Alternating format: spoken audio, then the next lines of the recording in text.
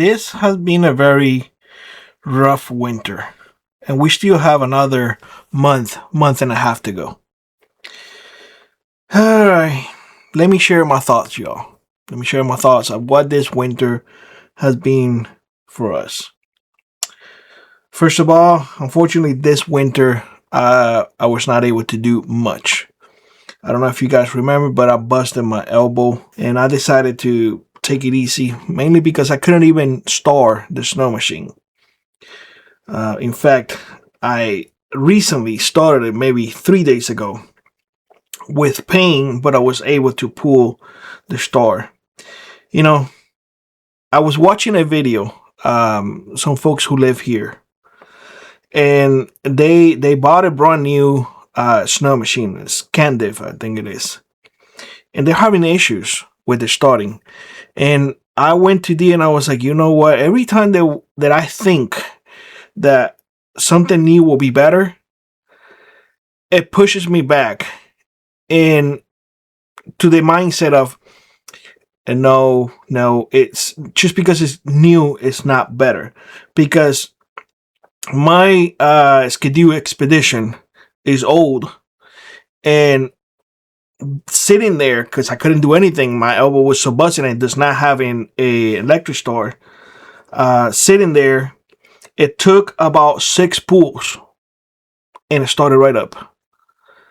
So I told you, I was like, you know, you can't expect nowadays new things to work perfectly. You just can't.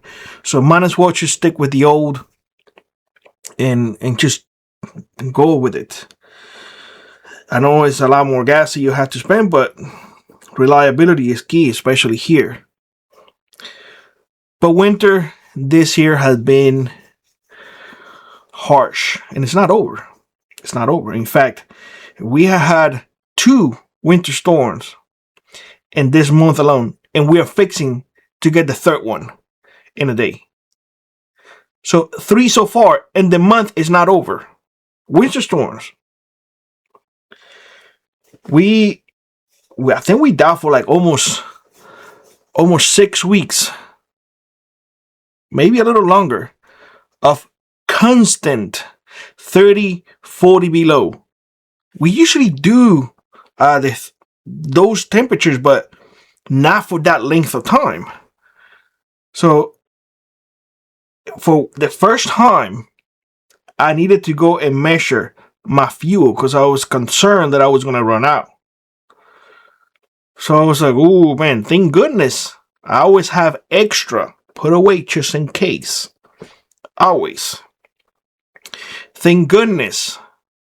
Last year, because I usually have a ladder that is pretty tall that goes into the main tank of the house.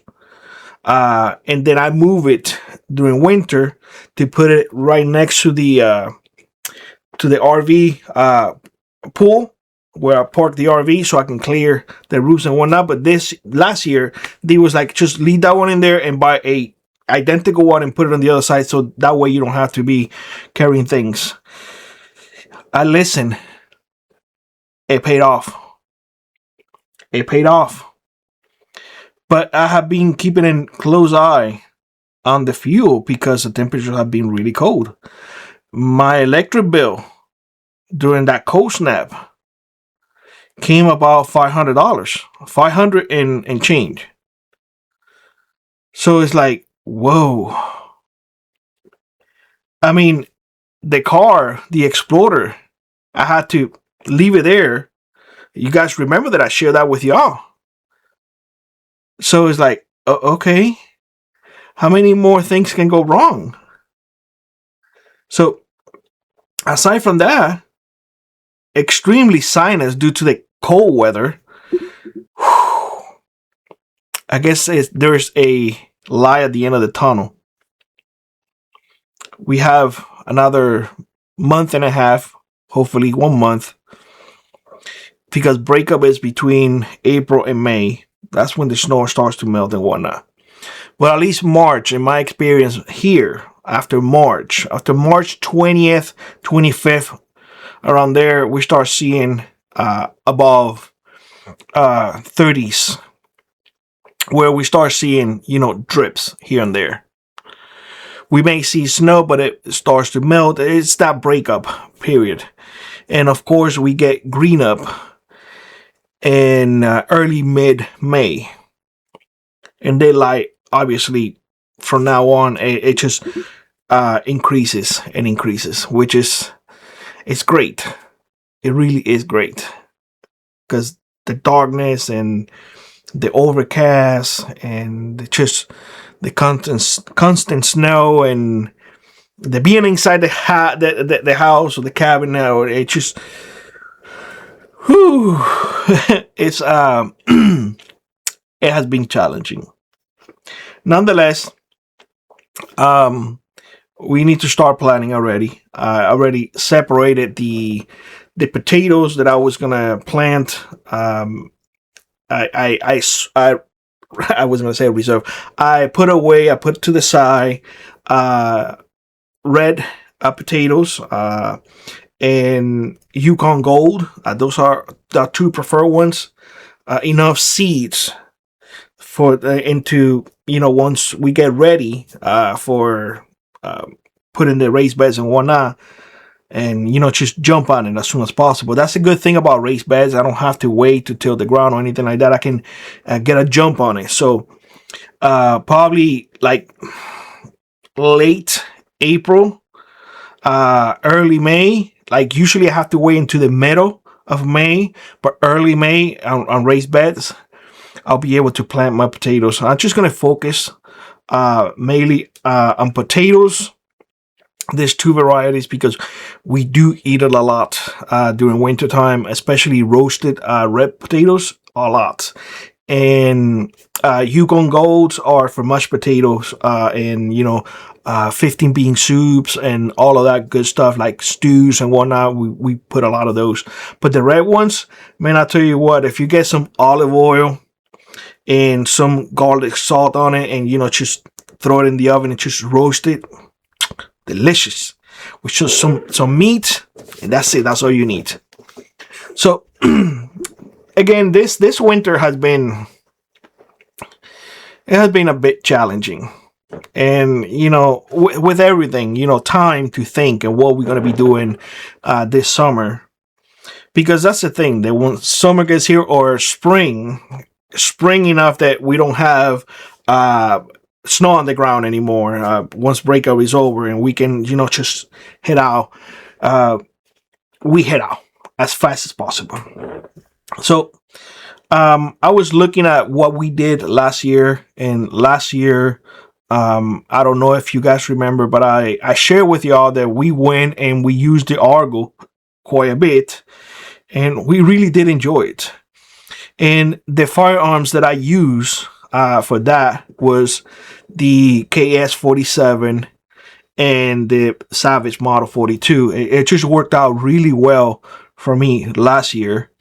And one of the things that I mentioned to y'all last year, that why I did that, was because even the 30-30, which is less expensive than the 308 and less expensive than the 3006, is still, the 30-30 is more expensive than the 7.62 by 39.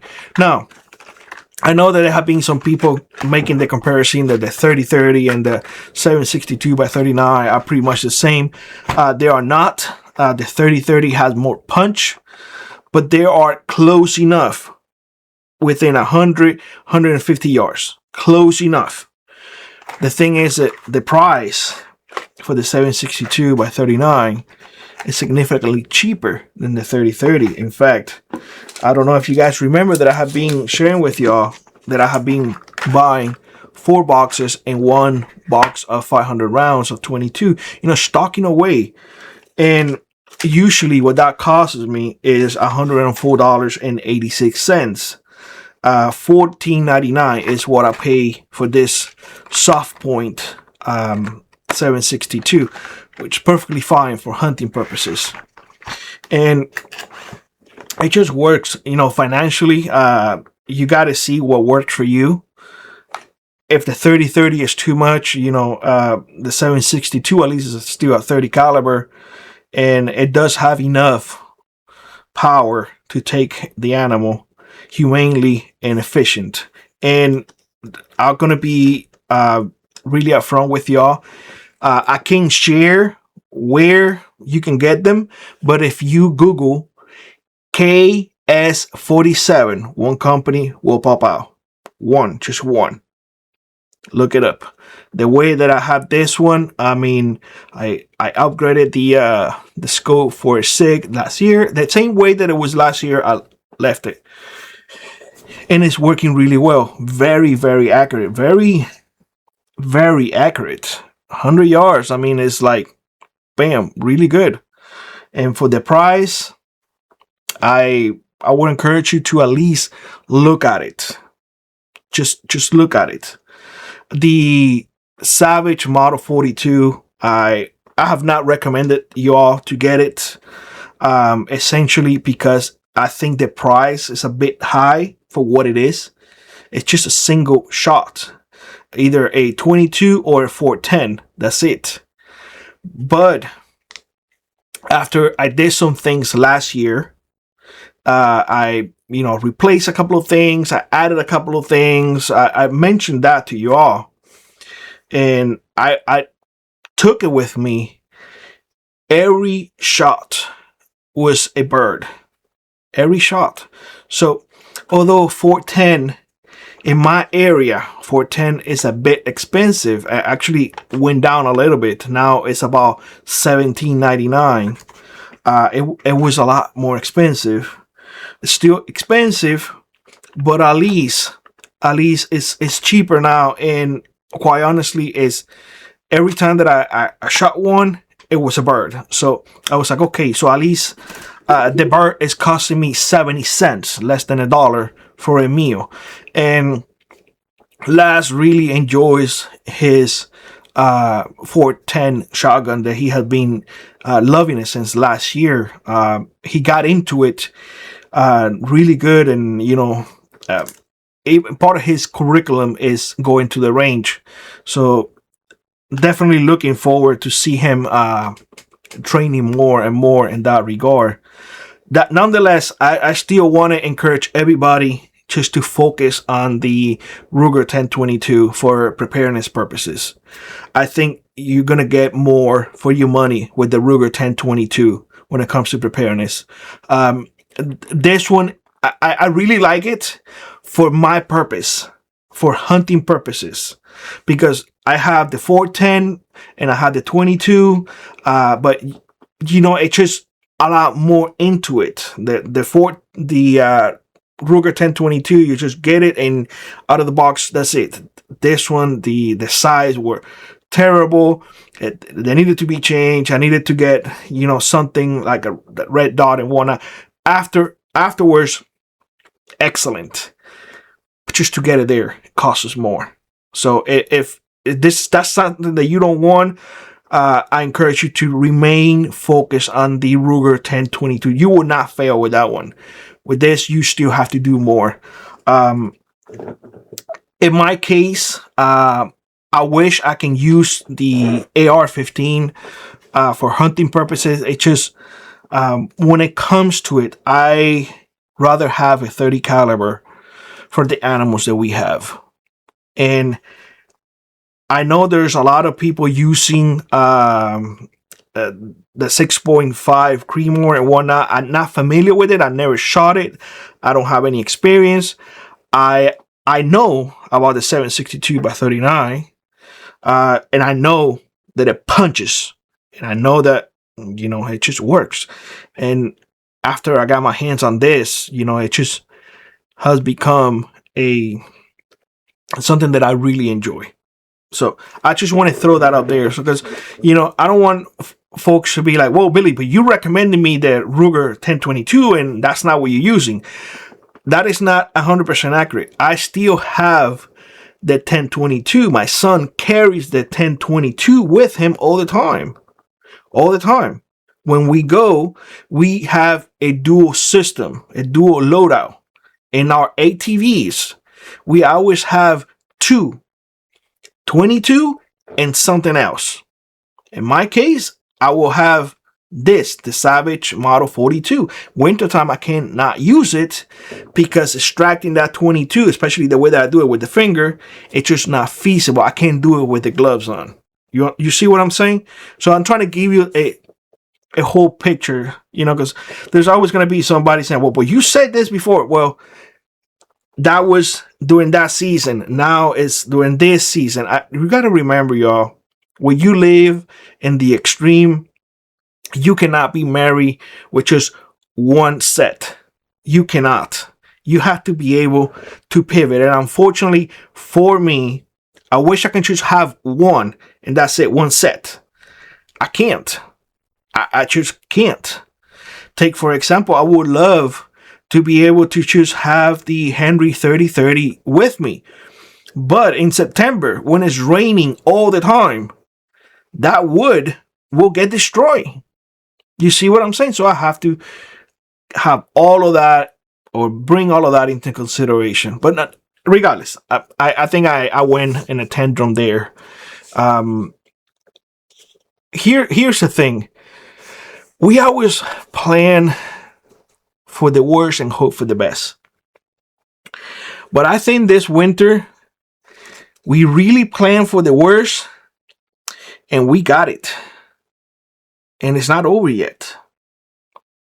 So my advice to everyone when it comes to preparedness, when it comes to life, you always have to prepare for the worst with the expectation that that worst is going to come to pass. Now, if it's better, rock on. But if not, at least you are prepared. If you'd like to support the channel, check out the links in the pinned comment below. Consider joining our Frontier Prepper Squad or let an add to your run. It really does make a difference. And always remember, those who prepare today will not struggle tomorrow.